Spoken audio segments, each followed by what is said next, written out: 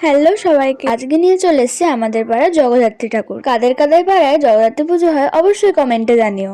মাকে কি অপূর্ব লাগছে অলংকার পরানোর পর। প্রথমে আমাদের এখানে আসলেই মাকে প্রথমে বরণ করে নেওয়া হয়, রাতে অধিবাস হয় এবং পরের দিন সকালে আমাদের পাড়ায় সপ্তমী, অষ্টমী, নবমী এই তিনটে পুজো একসাথেই হয়। 108টা প্রদীপ ধরানোর পরে আমাদের এখানে হচ্ছে যজ্ঞ। দুর্গে জগদ্ধাত্রী নমস্তুতে স্বাহা। এবার মাকে সিঁদুর পরানোর পালা। এইটার পর মায়ের মুখ পুরোই চেঞ্জ হয়ে যায় আর এত অপূর্ব লাগে মাকে দেখতে, এত অসাধারণ তার রূপ।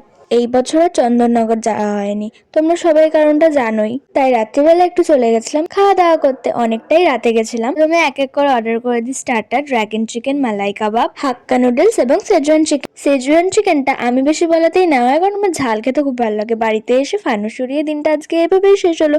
পরের ব্লগ দেখার জন্য সাবস্ক্রাইব করে দাও। বাই।